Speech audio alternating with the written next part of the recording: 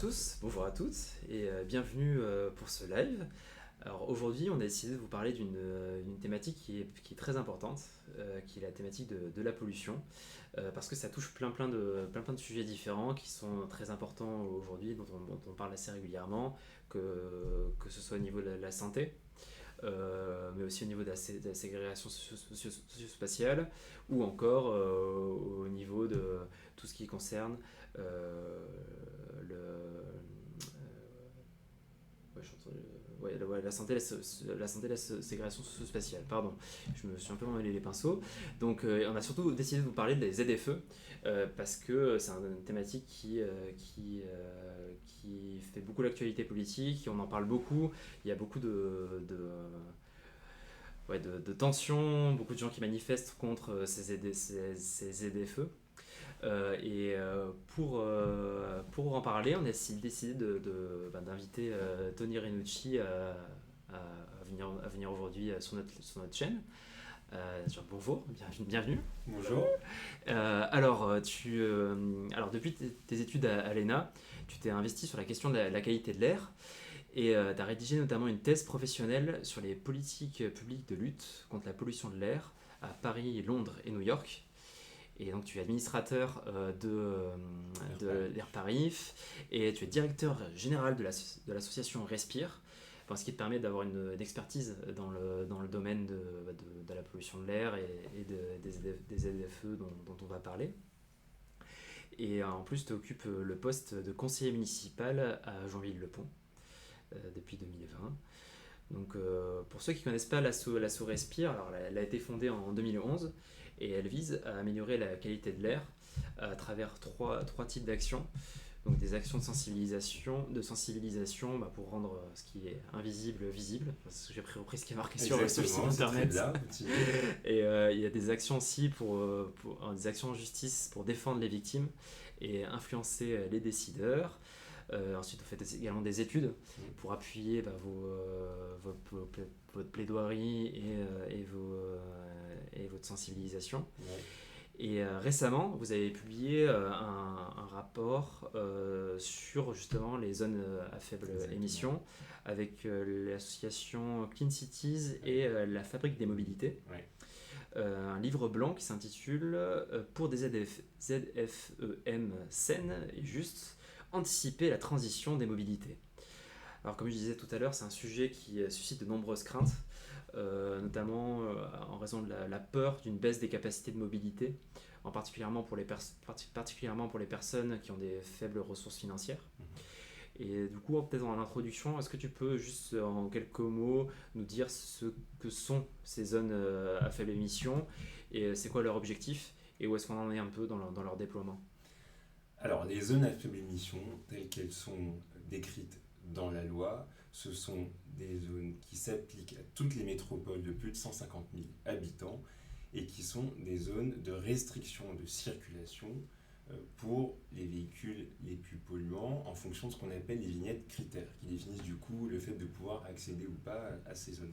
Et en fait, sur la vignette, on est censé pouvoir circuler ou arrêter de circuler à partir d'une certaine année.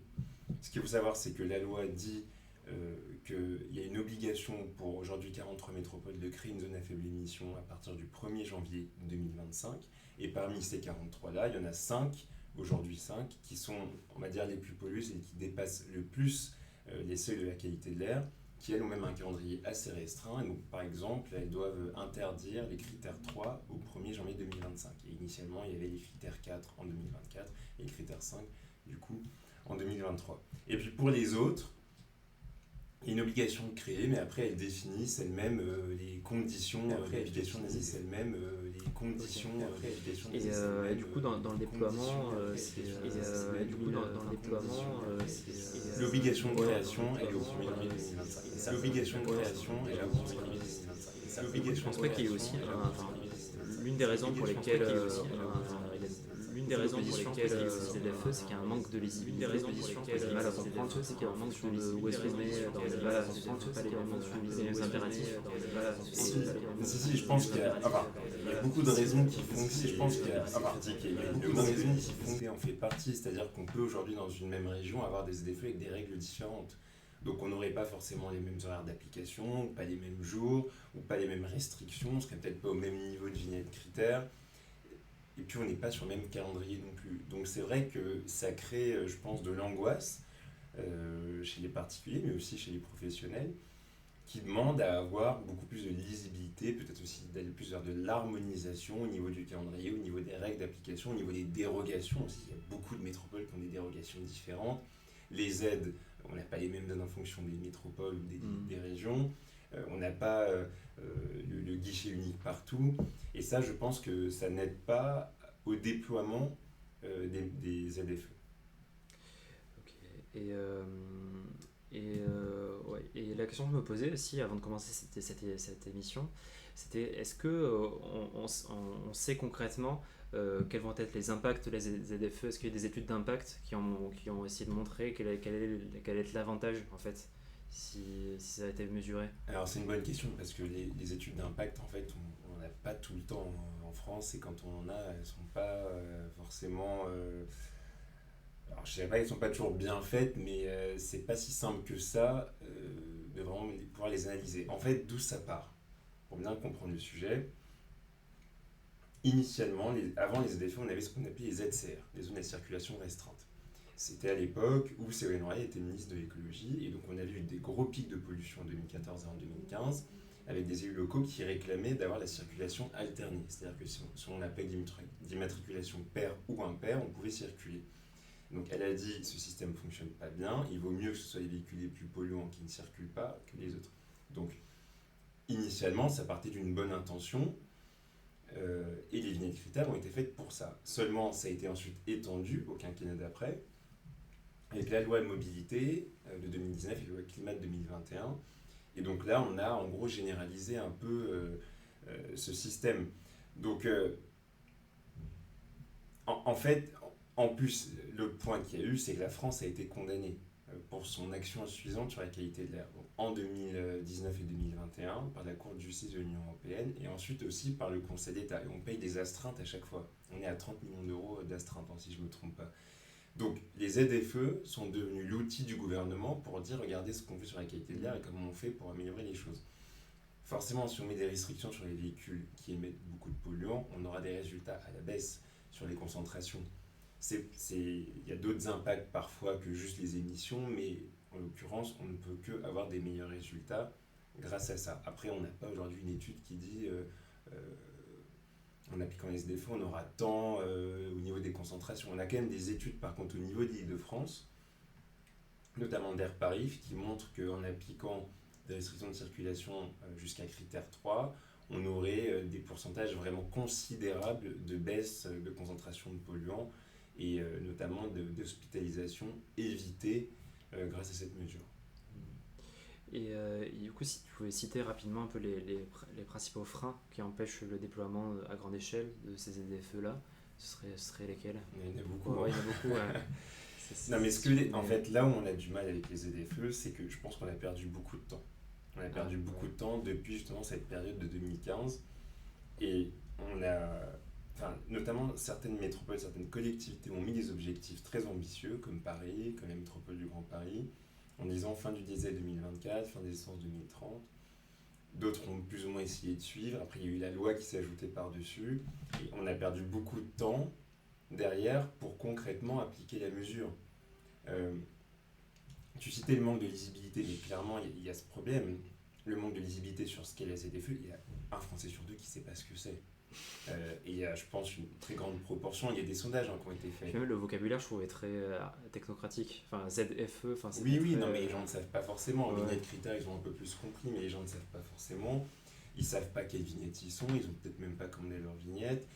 On n'a pas le même calendrier partout. On n'a pas les mêmes exemptions partout. On n'a pas les mêmes dérogations partout. Selon qu'on ait en plus un poids lourd, c'est aussi différent. Donc, et puis alors, après, il y a le problème des aides. Aujourd'hui, je pense que beaucoup de personnes se diraient, bon, bah, très bien, si vous changez de véhicule et prendre un véhicule moins émetteur, voire un véhicule électrique, pourquoi pas? Mais si les aides ne sont pas suffisantes pour se reconvertir, ils vont pas passer le cap. Ouais, clairement. C'est sûr. Et du coup, est-ce que ouais, tu en as parlé un peu, mais les pouvoirs publics, du coup, ont manqué d'anticipation, clairement, pour... Moi, c'est les visions que j'en ai, et je pense qu'il y a eu un manque d'anticipation, et je pense que l'État n'a pas été aussi au rendez-vous. L'État aurait dû donner le cap et la stratégie pour déployer les ZFE. C'est ce qu'on dit dans notre rapport. Si on dit juste il faut des ZFE appliqués à tel moment, et que derrière on laisse ces collectivités se débrouiller, mais c'est trop compliqué. Elles n'ont pas tous les moyens hein, ou d'être ambitieuses ou de porter la politique aussi localement. Et puis après, il y a aussi un autre sujet, c'est que les ZFE ne s'appliquent pas réellement, parce qu'il n'y a pas de contrôle. S'il n'y a pas de contrôle et de sanctions, bah, les gens continuent à rouler avec les véhicules qui sont interdits. D'ailleurs, c'est ce qui se passe. En critère 5, critère 4, c'est interdit à Paris, mais ils continuent à rouler avec. Ouais, mais progressivement, il va y avoir des sanctions qui vont être mises en place. Alors, c'est annoncé à chaque fois, c'est reporté à chaque fois. Pour l'instant, c'est annoncé pour, je crois, début 2025. Bon, bah, on attend de voir. Mais comment est-ce que ça... En fait, il va y avoir une lecture des plaques, en fait. Concrètement, c'est comme ça que ça va se... Oui, c'est ça. C'est ouais. le système LAPI qui lit les plaques et qui ensuite permet de reconnaître et d'envoyer les amendes. Ouais. Ouais, je pense aussi pour ça que c'est un peu perçu comme socialement dégradant, parce que ça, enfin impactant plutôt, parce que ça va impacter ceux qui ne respectent pas, du coup ceux qui souvent n'ont pas des véhicules et qui sont adaptés, donc, souvent ceux qui n'ont pas la possibilité de les changer, donc les plus pauvres. Et comment est-ce qu'on fait pour permettre justement à ces personnes-là de pouvoir changer de véhicule, ou alors de changer de manière de se déplacer? Mais parce que, je vais détailler un peu ce qu'on dit dans le rapport, parce que c'est aussi un peu le sujet. En gros, nous, ce qu'on dit dans le rapport, il y a 3 axes. C'est une stratégie globale, et on dit au gouvernement, si vous appliquez cette stratégie globale dès maintenant, entièrement, sur tous les axes, on peut réussir à appliquer des ZFE. Parce que nous, notre objectif, c'était d'appliquer les ZFE, mais en les améliorant et en répondant notamment aux problèmes que tu cites. Le premier axe, c'est sécuriser l'application de ces ZFE, mais tout en donnant l'accès notamment aux publics les plus précaires, ceux qui ont le plus besoin d'être aidés, pour se reconvertir rapidement. Ensuite, le deuxième axe, c'est envoyer un signal fort aux constructeurs automobiles pour inverser la tendance, c'est-à-dire qu'il faut arrêter de construire des SUV en grande majorité et aller vers des véhicules électriques plus légers ou vers des véhicules intermédiaires. Et troisièmement, l'alternative à la voiture, il faut la développer. Et pour ça, il faut qu'on ait vraiment une planification systémique, c'est-à-dire à la fois les transports en commun, le vélo, l'intermodalité, et y compris de voir comment est-ce qu'on les développe par rapport à la route. Si on se dit qu'on ne va pas aller construire une nouvelle bretelle d'autoroute ou un nouvel aménagement autoroutier, il faut qu'à côté, ça soit corrélé avec des transports en commun qui se développent. Ouais. Et donc, si on arrive à agir sur tous ces leviers-là, là, on peut y arriver. Et donc, sur le point de la reconversion dont tu parles, en fait, ce qu'il faut aujourd'hui, dès maintenant, c'est agir sur les professionnels et les entreprises. Pourquoi ? Parce que si on fait en sorte que ces acteurs-là verdissent leur flotte le plus rapidement possible, on aura plus rapidement les véhicules d'occasion de demain. Le marché de l'occasion, c'est, je crois, plus de 70% des ventes de voitures. Aujourd'hui, les publics dont on parle, c'est-à-dire tout le monde n'a pas les moyens d'acheter un véhicule neuf, c'est quand même assez cher. Donc, pour qu'il y ait une reconversion, il faut qu'il y ait des aides, c'est sûr, mais il faut aussi qu'il y ait de l'offre. Et on manque d'offres sur le marché automobile par rapport aux catégories de véhicules qu'on veut justement pousser, c'est-à-dire de moins en moins émetteurs. Donc pour ça, il faut que dès maintenant, les entreprises, les professionnels verdissent leur flotte et que dans 3-4 ans, on ait un marché d'occasion qui soit plus garni sur ces véhicules moins émetteurs, qu'on ait des aides aussi qui montent en puissance pour que derrière, les gens qui n'ont pas d'autre choix que de prendre la voiture puissent rouler avec ces véhicules-là. Et ça, il faut le faire dès maintenant. Il y a déjà des obligations dans la loi, elles ne sont pas respectées sur des quotas à atteindre. Par exemple, sur des quotas de financement ? Non, sur des quotas de véhicules moins émetteurs sur lesquels les entreprises doivent s'engager. Donc nous, on propose que les entreprises, il y ait des contrôles et des sanctions pour l'application de la loi LOM, mais aussi pour les flottes de taxis, de Uber, VTC et compagnie, et pour que derrière, on booste le marché de l'occasion. Et ça, il faut le faire vite. Est-ce qu'on met pas trop l'accent sur les alternatives à la voiture et passer sur la mobilité active, sur les transports en commun dans toutes ces aides ? Parce que finalement, on encourage beaucoup à changer de véhicule, mais est-ce que ce serait pas plus efficace, par exemple, plutôt que de prendre un véhicule, de prendre un autre véhicule, mais un vélo, par exemple ? Mais il faut les deux. Ouais, il faut les deux, tu penses que c'est complémentaire ? Après, il vaut mieux pousser pour le vélo en termes de qualité de l'air, ça on est d'accord. Ouais. Mais là, si vraiment on veut avancer, il faut les deux. On sait bien qu'il y a des territoires où ils n'ont pas d'autre choix, notamment les territoires ruraux, que de rouler en voiture pour faire des longues distances. Après, on va pas leur dire de le faire en vélo. Ouais. Après, Surtout sur la taille qu'il faut jouer, c'est ça que tu disais, faut que ça il pas faut trop jouer trop sur la grosse. taille, c'est ça. Pourquoi? Parce que, en fait, le problème des vignettes critères aujourd'hui, c'est quoi? C'est que les vignettes critères, c'est fait en fonction des normes Euro, donc les émissions de polluants atmosphériques des véhicules. Donc effectivement, plus tu as une vignette critère qui est haute, donc critère 2, critère 1, critère 0, moins tu émets de polluants. Mais la tendance qu'on a aujourd'hui, c'est que on a des SUV qui sont fabriqués, qui sont vendus de plus en plus fréquemment. Même les constructeurs automobiles axent leur construction, leur fabrication sur les SUV parce qu'ils réalisent plus de marge. Et puis c'est très prisé par le grand public. Mais les véhicules lourds rejettent de plus en plus de polluants et émettent aussi beaucoup de CO2, consomment aussi plus de matières premières, encombrent plus les routes, sont la cause de plus d'accidents. En fait, on a beaucoup d'externalités négatives avec les SUV, avec les véhicules plus lourds en général. Donc c'est pour ça que nous, ce qu'on dit, c'est qu'il faut réviser les vignettes critères, mettre des seuils de poids, 1400 kg pour le thermique, 1700 kg pour l'électrique. Il faut aussi mettre des critères de poids dans les malus de vente. Et il faut favoriser le leasing social sur ces critères-là, mais aussi la vente de véhicules par rapport à ces critères. Ouais, et ça m'a fait très rire parce que la dernière fois je me baladais sur le périphérique et j'ai vu une immense pub pour les SUV électriques. Ouais, Ça m'a fait rire, mais en même temps rire un peu jeune. Mais mais c'est pour ça qu'on parle d'envoyer un signal au constructeur. Parce que c'est marrant, j'ai eu cette discussion avec le ministère de l'écologie il n'y a pas longtemps. Et donc je leur explique les mesures un petit peu en avance. Et puis ils me disent, ils gueulaient un peu, le gars que j'ai en face de moi sur les SUV, il me dit, les SUV, là qu'on n'a pas le choix. Et je lui dis, mais il faut envoyer un message clair au constructeur. Si le gouvernement a su me dire aux constructeurs automobiles, on fait un contrat de filière, et maintenant vous favorisez les véhicules électriques de petite taille, les citadines en plus grande proportion que les SUV, on va changer le marché. C'est ce qu'a fait le Japon. Si le Japon l'a fait, pourquoi est-ce que la France ne veut pas le faire? On peut y arriver. Donc il faut aussi pousser les véhicules intermédiaires, les petites voiturettes amies, les vélos cargo. C'est moins de 600 kg, c'est beaucoup plus simple à l'usage, notamment citadin. Là, je parle en ville, on ne va pas faire ça à la campagne. Mais il faut qu'on modifie nos usages, il faut qu'on aborde la question dans sa globalité. Et j'avais vu aussi un truc, tu vas peut-être me dire si c'est vrai ou si c'est faux, mais que même si on passe à l'électrique, il y aura quand même de la pollution de particules fines liées à ces véhicules. Alors, ce qu'il faut savoir, c'est que le véhicule électrique, dans tous les cas, ça reste quand même ce qui se fait de mieux aujourd'hui en termes de qualité de l'air. Pourquoi? Parce qu'il n'y a pas de polluants à l'échappement. Ouais. Voilà. Un véhicule thermique, ça émet des particules, ça émet du dioxyde d'azote, ça contribue aussi à la formation de l'ozone. Donc, le véhicule électrique, à l'échappement, c'est zéro polluant. Par contre, c'est vrai que n'importe quel véhicule, qu'il soit thermique ou électrique, émet des particules. Pourquoi? Parce qu'il y a l'abrasion des pneus avec la route, il y a les plaquettes de frein, il y a les suspensions qui renvoient aussi des polluants.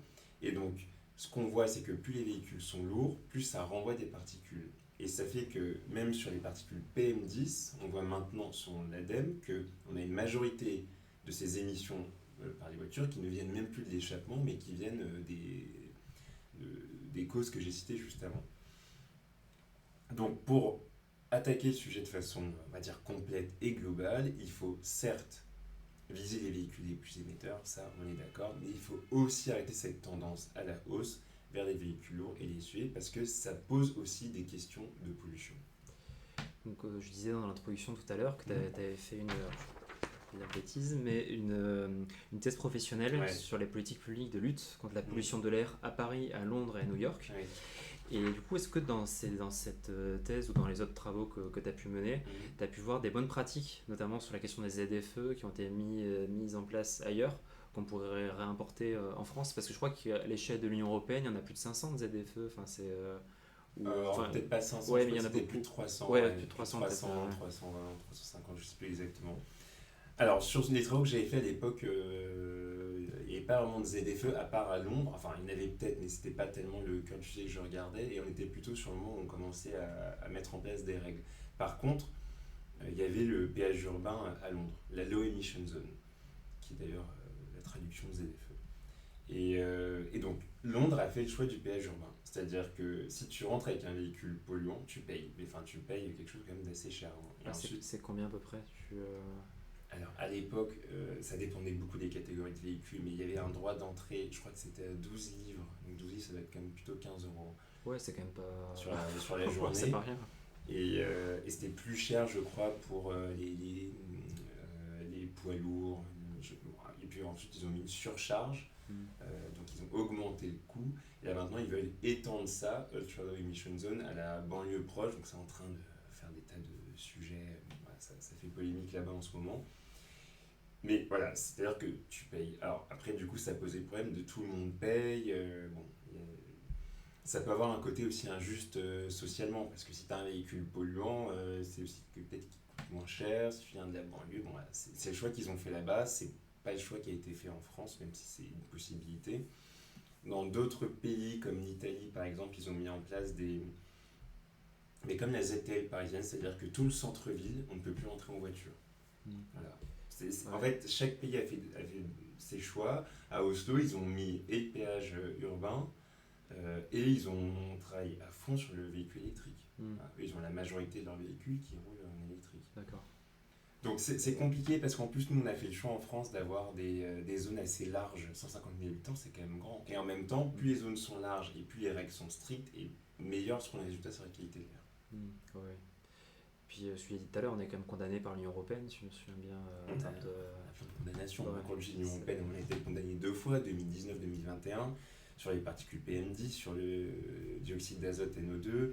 On a les condamnations du Conseil d'État également. Donc, et en fait, tous les 6 mois, c'est revu. Donc, ça va encore continuer, on va encore avoir des astreintes. Donc oui, la situation n'est pas bonne. La qualité de l'air, paradoxalement, s'améliore d'année en année, mais elle reste encore très mauvaise. Donc si on a un référentiel qui n'est pas le bon, la directive européenne qui en gros établit les seuils à ne pas dépasser, ils sont trop élevés par rapport aux recommandations de l'OMS, qui définissent ce qui serait un air sain. Donc il y a encore du boulot. Ouais, bon, c'est clair. Il y a une proposition qui a fait pas mal polémique lors des dernières municipales, c'était la gratuité des transports en commun, Ouais. notamment qui a été mis en place, enfin qui a déjà été mis en place, notamment à Dunkerque, dans d'autres. Montpellier aussi. Ouais, il y a Montpellier. Je pense que ça peut être une bonne chose pour encourager la ZFE en termes de compensation du coup sociale de cette ZFE. Bah, c'est le choix qui a été fait par notamment Montpellier. Ils mettent en place leur ZFE, à côté il y a les transports en commun gratuits. Alors, étonnamment, et c'est marrant, même ceux avec lesquels on a travaillé là, tout le monde n'est pas pour. Déjà parce que les transports en commun, il faut les entretenir. C'est un coût de fonctionnement important. Et évidemment, il y a aussi besoin d'argent pour les entretenir, pour investir aussi dedans. Dans d'autres métropoles, comme Paris, si on mettait les transports en commun gratuits, on aurait un effet de saturation énorme. Sachant que je pense qu'on est déjà quasiment à saturation aujourd'hui. Enfin, si on prend le métro et le RER tous les jours, on s'en rend compte. Je ne sais pas si c'est la bonne solution. Honnêtement, je ne sais pas. Est-ce qu'il ne vaut pas plus une tarification solidaire? Moi, je pense que déjà, ce qu'il faut, c'est surtout les développer. Il faut des RER métropolitains partout où on peut en mettre. Ouais, c'est la proposition du président notamment. Ouais. Mais c'est très bien, il faut les développer. Oui, c'est sûr. Faut-il encore en avoir les moyens financiers. Mais oui, mais il y a une des propositions qu'on fait dans le rapport, donc notamment la partie sur les alternatives à la voiture. On dit qu'il faut une loi de programmation des investissements dans les transports publics. C'est-à-dire qu'on a annoncé 100 milliards, mais comment ils se répartissent? Il faut que chaque année, on sache combien on a dépensé et sur quels investissements. Il faut une loi de programmation. Ouais, ou quel territoire aussi. On parlait Voilà, des zones rurales et des zones urbaines. Comme ça nous engage, on prévoit les crédits pour. Et si on le fait dès maintenant, on a de la visibilité sur la suite. Mais c'est dès maintenant qu'il faut commencer, ça va prendre des années. Ouais. Et justement, il y a Noah dans le chat qui essaye de qui veut mieux comprendre en fait concrètement où est-ce que la ZFE va s'appliquer. Si ça concerne les centres-villes, les villes-centres ou les métropoles. Les métropoles. Ouais, alors après, elles définissent chacune un peu leur périmètre, mais toutes les métropoles de plus de 150 000 habitants. Ouais, donc c'est sur tout le périmètre. Ah oui, mais par exemple donc en gros, si on a une voiture, en fait, si on habite dans la métropole et qu'on a une voiture qui correspond pas, qui n'a pas la bonne vignette, on pourra plus la prendre en fait. C'est ça que c'est ça. Ouais, ok. On pourra plus l'accéder ou on pourra plus la prendre. Ouais, il faudra changer de mode à, de déplacement. à part les dérogations qui permettront, mais ça dépend des métropoles. Ouais, c'est un peu. C'est ça aussi qui rend la chose complexe, c'est qu'il y a des dérogations un peu à la carte aussi en fonction Voilà, de. mais non, mais voilà, c'est pour ça que moi, alors, voilà, je reviens sur le rapport. Nous, on fait une proposition, Ouais. c'est de dire il faut un calendrier unifié. Donc, on propose l'interdiction des critères 5, 4 et non classés en 2025 dans toutes les métropoles, ce qui laisse 1 an et demi à côté en donnant vraiment les aides aux plus précaires pour qu'ils puissent changer de véhicule rapidement. Ensuite, critère 3 en 2028, ça laisse 5 ans pour commencer à booster le marché de l'occasion et réorienter aussi les constructeurs automobiles. Et critère 2 en 2030. Mais on dit qu'à côté, ce qu'il faut, c'est qu'on arrête là tous ces systèmes de dérogation, on ne comprend plus rien. Et les seules dérogations ou restrictions, enfin permissions qu'on peut mettre en place, il faut qu'on le fasse par rapport à l'usage. Il y a des petits rouleurs, bon, les petits rouleurs, ceux qui l'utilisent occasionnellement, tu les laisses passer.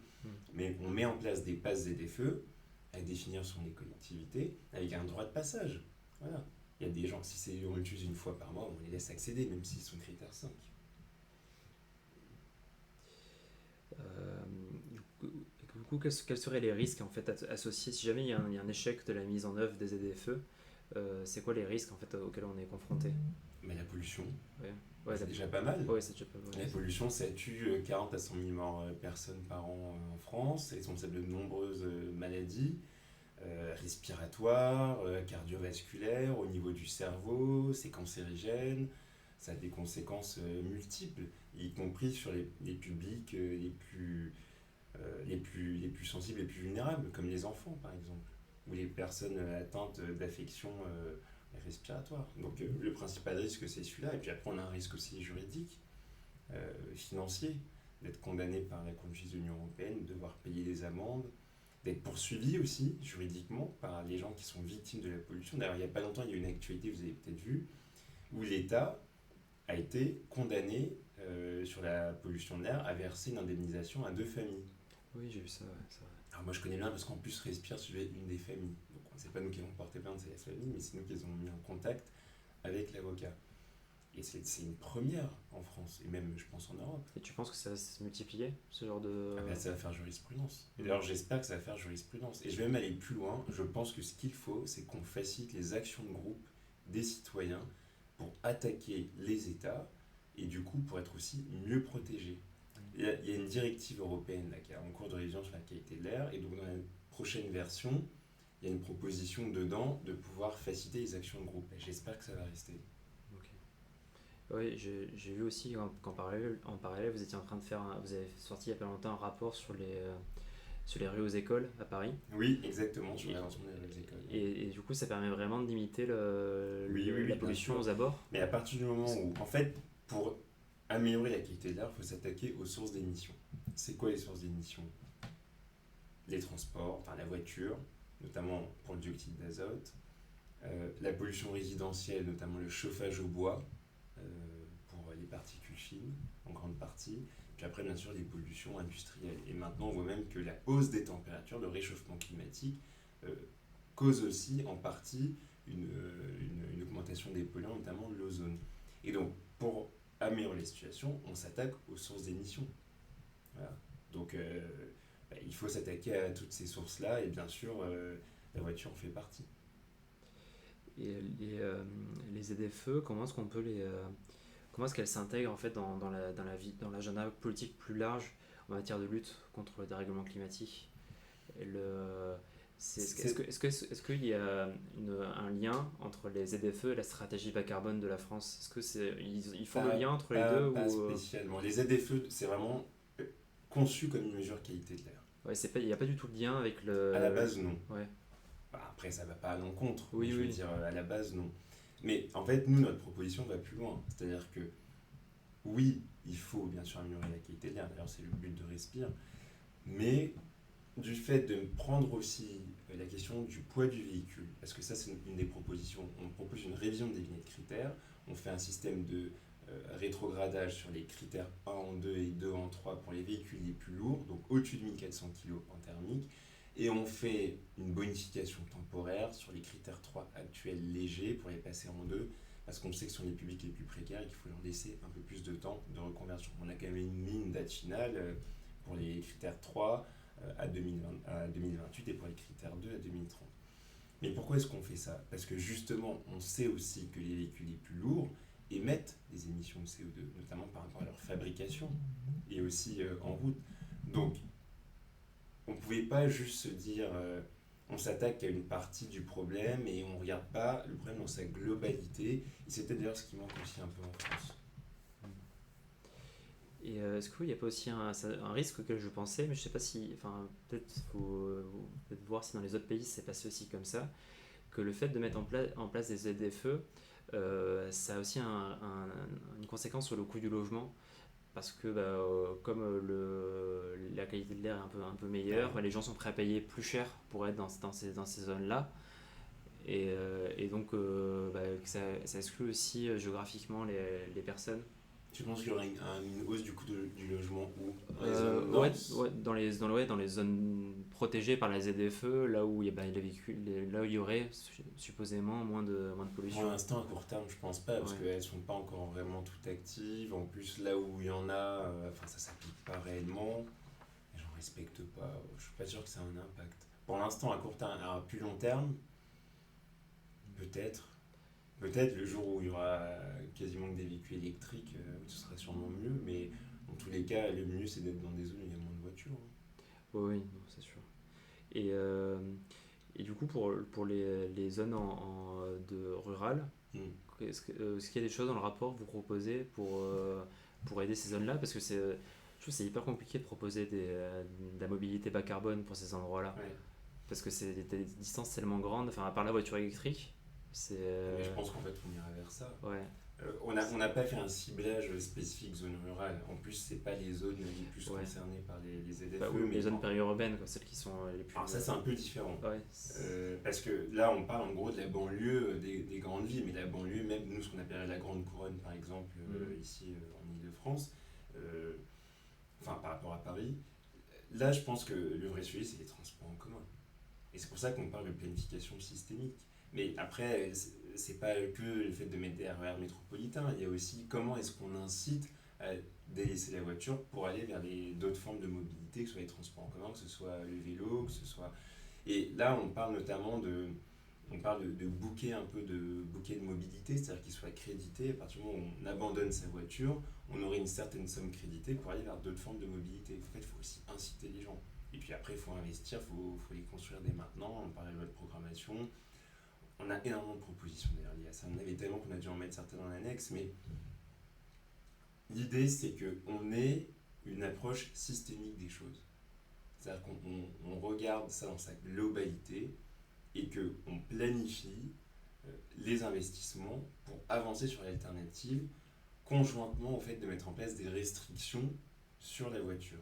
Si on n'y va pas sur les deux, on n'y arrivera pas, ça sera compliqué. ouais, c'est vrai que sans alternative, c'est un peu violent quoi, pour les personnes Mais concernées. il faut qu'il y ait des alternatives pour ceux qui peuvent se permettre d'abandonner leur voiture et pour ceux pour lesquels c'est compliqué pour des usages notamment professionnels ou de distance, enfin, il y a toujours des raisons. Et là, il faut booster le marché de l'occasion vers des véhicules vraiment faiblement émetteurs. Je pense notamment aux critères 1 et aux véhicules électriques après à terme. Et surtout, pour les usages vraiment urbains, citadins, véhicules électriques plus légers ou véhicules intermédiaires. Et, et si jamais on est face à un opposant Ouais. à ces ZFE-là, qu'est-ce que tu nous conseillerais de répondre? Comment est-ce qu'on pourrait le convaincre en fait de pouvoir d'être d'accord pour mettre en place ces ZFE? Je pense que tout dépend de la raison pour laquelle il est contre. Il y a ceux qui sont contre parce qu'ils... En fait, bizarrement, avec toutes les auditions qu'on a menées pour ce rapport, tout le monde comprend qu'il faille faire quelque chose pour améliorer la qualité de l'air. Et personne n'est vraiment contre cet objectif. Après, il y a toujours des irréductibles. Mais la vraie difficulté, c'est est-ce que ça nous paraît juste? Est-ce que ça nous paraît faisable? Est-ce qu'il y a suffisamment de véhicules disponibles? Est-ce que l'alternative est disponible? Voilà, il y a tous ces sujets-là. Quelqu'un qui, par exemple, et ça on en a beaucoup, qui est contre parce que ça lui paraît injuste et il ne comprend pas pourquoi lui, dans son critère 3 ou 2, serait moins bien classé alors qu'il voit des gros SUV polluants en ville qui sont critères 1. Parce qu'ils sont plus récents, tout simplement. Et ça, c'est un sentiment d'injustice qui était très mal perçu, qui nous revient à chaque fois.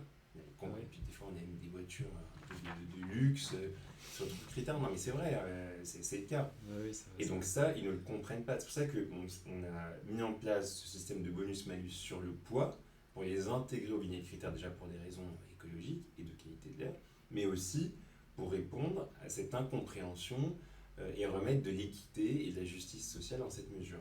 Après, il y a ceux qui sont contre parce qu'ils veulent utiliser leur voiture coûte que coûte et c'est des irréductibles. Bon, et bien là, on leur dit, on vous pousse à la reconversion, voilà, en fonction de vos moyens, avec le bonus écologique, avec la prime à la conversion, qu'on veut notamment étendre à l'ensemble des véhicules critères d'occasion, parce qu'aujourd'hui, ce n'est pas le cas pour l'ensemble des véhicules.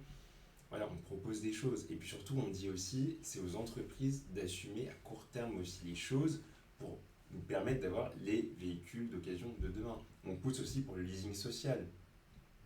Le leasing, c'est le fait d'avoir des véhicules en location, mais on veut vraiment aussi orienter ça déjà sur des véhicules qui sont plus légers, on va quand même rester cohérent, mais aussi pour les populations les plus précaires. Il faut que ça soit le moins cher possible pour qu'ils puissent y adhérer. Ah, c'est tout un ensemble de choses à mettre en place pour que aussi les gens aient envie de se reconvertir et d'adhérer à ces mesures-là. Et votre rapport, vous sentez qu'il a un écho, qu'il y a notamment au niveau du gouvernement, quand vous écoute En tout êtes cas, en jeune on leur a politique. présenté. Ouais. Moi, j'ai été au ministère, au bureau de la qualité de l'air. Ça a été envoyé au cabinet des ministres Béchu, Beaune. Ça a été envoyé à bon nombre de parlementaires, de personnes en tout cas, qui sont impliquées dans ces décisions.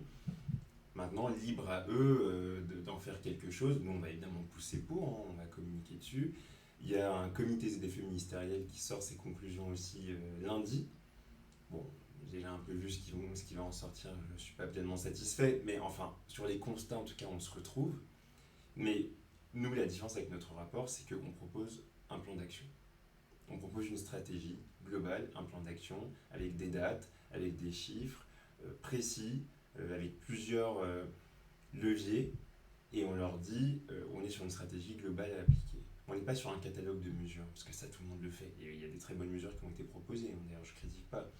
Mais il faut qu'on ait une vision systémique, globale du sujet. Et donc, c'est ce qu'on essaye d'amener. Et peut-être j'aurais peut-être dû aussi commencer par là en présentation, mais en fait, pourquoi toi tu t'es intéressé spécifiquement à la question de la pollution? En fait, pourquoi tu t'es engagé dans ce sujet? Et on rentre sur la partie la plus personnelle. Ouais, mais c'est bon. Non, mais en fait, de base, de base, j'étais pas spécialement impliqué sur ces sujets. Et donc, moi, je travaillais dans le conseil pour le secteur public chez Soprasteria. Je travaillais pas du tout sur la pollution. Et puis, au bout de 2 ans, je commençais un peu à m'ennuyer. Je me suis dit, je vais reprendre mes études en parallèle. Et donc, j'ai fait le master spécialisé du coup à l'ENA en prévention et gestion territoriale des risques. Et il fallait trouver un sujet de test professionnel. Et donc, il fallait qu'on trouve un risque sur un territoire. C'était à peu près, donc c'était 2016 à 2018. Donc on avait eu les gros pics de pollution en 2014-2015, on voyait même plus la Tour Eiffel, ça avait marqué l'opinion, etc. Je me dis, pourquoi pas aller sur ce sujet, c'est intéressant, il y a une portée en plus sanitaire, on sent que les acteurs publics ont aussi besoin d'être conseillés sur ce sujet, donc pourquoi pas aller là-dessus. Et en fait, j'ai fait du coup ma thèse professionnelle dessus, c'était génial, j'ai rencontré plein de gens à la ville de Paris, j'ai été à New York, à Londres, j'ai échangé avec des hauts fonctionnaires, des élus, des professionnels, des universitaires, enfin j'ai adoré. Et je me suis dit, ce sujet, il est d'actualité, il va monter, parce que la situation est mauvaise, c'est un vrai sujet sanitaire, donc concret pour les gens, et il y a un vrai besoin aussi d'accompagnement et de conseils parmi les décideurs qui ne le connaissent pas bien. Donc j'ai flairé le bon coup. Ouais, mais tu sens que vraiment les décideurs ils comprennent pas ce sujet-là. Alors c'est quand même mieux qu'avant, je trouve. Ouais. Parce que franchement, moi quand je travaillais dessus, il n'y avait pas grand monde qui en parlait. Et pour le coup, il faut reconnaître qu'Anne Hidalgo a quand même pas mal amené. Alors c'est pas la première, il y a 2 gens qui en parlent avant elle, mais c'est vrai qu'elle a quand même beaucoup aussi popularisé ce sujet parce qu'elle l'a mis en avant dans sa politique municipale. Ouais, et puis je pense aussi l'échéance des ZFE aussi, ça fait oui, aussi c'est vrai. Oui, ça fait qu'on en parle beaucoup. Et puis aussi, la France a été condamnée. Il y a une actualité quand même liée à la qualité de l'air. De plus en plus, on a des pics de pollution, on en parle dans les médias, donc je pense que c'est un sujet qui monte. Oui. Ouais. Et je reviens peut-être à la question de Noah aussi, qui parlait des différents périmètres. Mhm. Est-ce que ça pourrait pas aussi être intéressant d'avoir des périmètres plus progressifs dans les ZFE, de se dire, bah voilà, dans le centre-ville, c'est très... bah, un peu comme ce que tu disais... Mais c'est ce qu'on fait certains... Ah, ouais, c'est ce qu'on fait d'autres villes. Ok. Alors en tout cas, ils ont fait des périmètres plus restreints géographiquement, donc des centres-villes, des plus petits périmètres. Est-ce qu'ils vont étendre? Londres essaye de le faire. La France a fait ce choix-là. Je ne pourrais pas dire est-ce que c'est mieux ou moins bien, est-ce que c'est du coup perçu comme plus acceptable. De toute façon, à partir du moment où on met des restrictions sur la circulation, sur la mobilité, ça crée de la résistance. Alors qu'on le fasse en 10 ans, en 5 ans, je pense que la France est dans une situation aussi où il fallait agir plus fortement, parce que la situation était mauvaise. Et j'ai vu aussi que le gouvernement allait annoncer le 10 juillet des mesures sur le verdissement du parc automobile, en mettant l'accent sur l'électrification. Vous attendiez quoi du coup de ces annonces-là? Vous avez des petits... Alors, je ne sais pas si c'est les mêmes annonces que le comité Ouais. ZFE qui est aussi le 10 juillet, ou si c'est un peu différent, mais j'avais vu qu'il allait y avoir des annonces par rapport aux véhicules électriques, notamment sur le leasing, je crois, le leasing social. Ouais. Et puis, je sais que de toute façon, les pistes qu'on propose sont des pistes qui sont aussi en train d'envisager et d'explorer, mais les constructeurs rechignent. J'ai encore vu une interview là, je crois que c'était le patron de Stellantis, il me semble, enfin en tout cas d'un grand constructeur français, qui disait ah oui mais le véhicule électrique plus léger, si vous nous forcez à faire ça, vous ouvrez la porte aux véhicules chinois. Moi je pense que ça va dans le bon sens, tout simplement. Après j'espère juste qu'on arrivera à inverser la tendance pour avoir des véhicules moins lourds, aller vers des véhicules plus légers et vraiment développer les véhicules intermédiaires. Ça on y croit beaucoup. Mais c'est une bonne chose d'aller vers l'électrification, bien sûr. Je sais pas si je fais le tour de mes questions. Ouais, dans le chat, n'hésitez pas si vous avez d'autres questions. On a fait le tour déjà? Ouais, je regarde quand même, mais j'avais pas mal de questions sur comment est-ce qu'on aide les personnes à faible revenu. Oui, Surtout, mais ça, c'est ce qu'il faut, c'est... ouais, Alors, non, mais il y a plusieurs leviers par contre. Alors certes, il y a augmenter les aides. Ça, tout le monde le dit, augmenter le bonus écologique. D'ailleurs, je pense qu'il faut aussi le mettre sous condition de ressources. C'est pas le cas aujourd'hui. Ah, c'est pas sous condition de Pas le ressources. bonus écologique. La prime à la conversion, ok. oui. La prime à la conversion, je pense qu'il faut vraiment aussi, pareil, cibler les publics les plus précaires. Le leasing social, pareil. Et puis après, il y a un vrai sujet, c'est quand même l'accessibilité aux aides. Aujourd'hui, le guichet unique, il y en a un seul, c'est la métropole du Grand Paris. Mais pour une raison toute bête, c'est que les autres métropoles Le guichet n'arrivent unique, pas. peut-être pour. Le guichet unique, pour, c'est comme un guichet, donc par exemple sur Internet, où on va aller pour accéder à l'ensemble des aides, à la fois de l'État et de la collectivité. Donc on a tout en même temps. c'est C'est centralisé. facile le recours, exactement.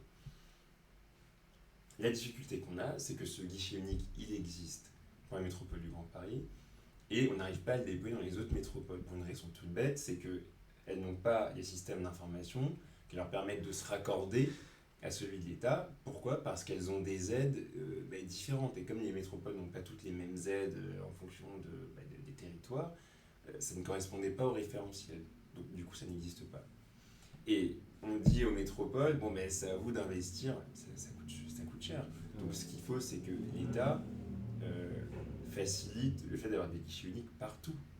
Et c'est ce qu'on dit d'ailleurs dans le rapport, c'est une des propositions qu'on fait. Et ça, c'est déjà un moyen aussi de rendre les aides plus accessibles, notamment au public en difficulté, qui ont besoin de ces aides-là. Ouais, clairement. Ouais. Et puis après, il faudra jouer aussi sur le coût du véhicule. C'est pour ça qu'il faut booster le marché de l'occasion.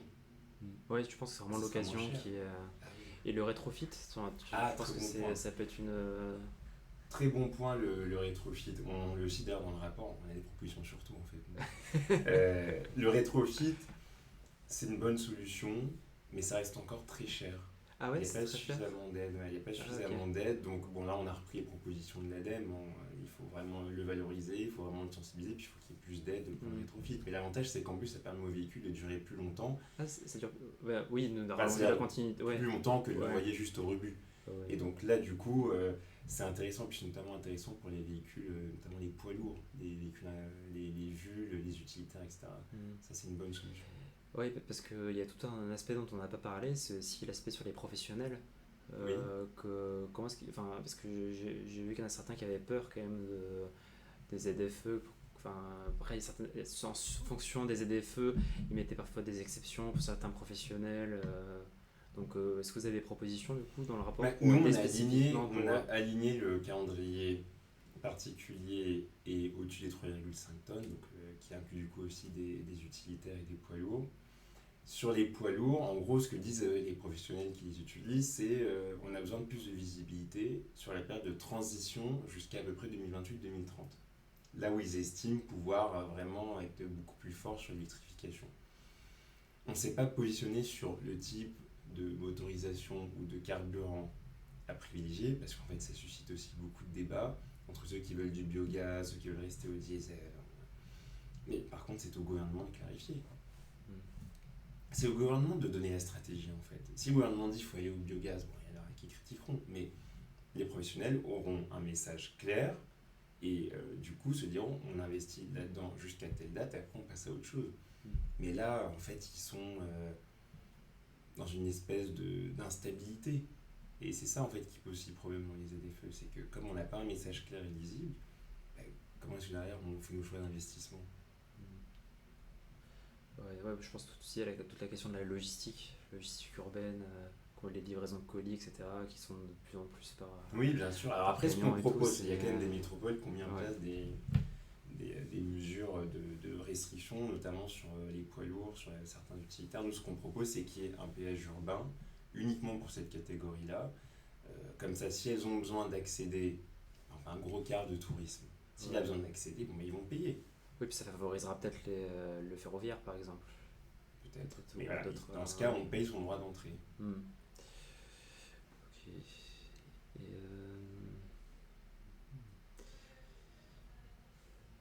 je regarde un peu les questions si je peux oublier des trucs, mais je pense qu'on a balayé pas mal de choses déjà. Ouais, je pense qu'on a vu pas mal. Hein. Ouais. En plus, j'ai l'impression qu'on est arrivé même un petit peu au bout, ouais, quasiment. Ouais, plus ou moins. Ouais. Mais est-ce que tu t'aurais des mots quelques mots de conclusion? Qu'est-ce qu'il faudrait retenir? Voilà, si tu pourrais résumer en quelques minutes le rapport, si on a une chose à retenir du rapport, ce serait quoi pour toi? C'est qu'on peut réussir à appliquer les ZFE, mais pour ça, on ne pourra pas se faire l'économie de modifier, d'améliorer certains paramètres, notamment le calendrier unifié, notamment la prise en compte du poids des véhicules dans les vignettes critères, la réorientation des aides vers les plus précaires, et de vraiment booster le marché de l'occasion via les professionnels et booster les alternatives dès maintenant pour que ça marche. C'est vraiment ce qu'il faut retenir sur les ZFE. Et là, on aura des effets vraiment bénéfiques et je pense importants sur la qualité de l'air. Ok, merci à toi. C'était Merci. très cool, franchement j'ai appris plein de choses. J'espère. Et puis, c'est un sujet qui est hyper intéressant. Comme je disais au début, ça mêle plein de thématiques. Transport. Puis ouais, il faut qu'on s'en saisisse. Social. Faut qu'on s'en saisisse plus, je pense, au niveau. Enfin, parce que ça impacte plein de choses derrière. Mais c'est pas un sujet simple en société. Non. Enfin, moi, je c'est pour ça que ça donne des craint. mesures et rien n'est simple quand il s'agit de politique publique, surtout quand ça touche aussi les ménages, la mobilité, la société. Mais voilà, après, il faut donner un cap. Et s'il n'y a pas de cap, les gens ils comprennent pas, ils font pas. Ouais. En tout cas, on vous conseille d'aller lire du coup le rapport. C'est disponible sur votre site internet. Il est sur notre site internet. Ouais. On a mis un lien qui renvoie vers les fabriques des mobilités comme ils ont rédigé le rapport. Ouais. Mais c'est disponible sur le site de Respire, respire-asso.org. Voilà. Vous tapez Association Respire sur Google, c'est le plus simple. Et vous avez fait des petits résumés aussi du rapport? Parce que il y a un exec ouais. summary au début, et puis bon, je pense qu'on essaiera de voir comment communiquer dessus aussi. Là, on l'a sorti un peu avant les vacances d'été. Ouais, c'est un peu. Ouais. Mais après, sur notre site, il y a quand même le communiqué de presse avec les 10 mesures phares du rapport, parce qu'il y a beaucoup de préconisations. Ok.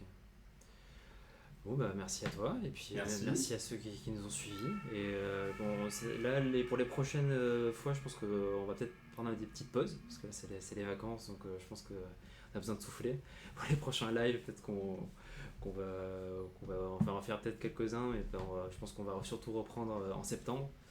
Et puis bon, d'ici là, portez-vous bien, et puis à très bientôt. Ciao, bonne soirée.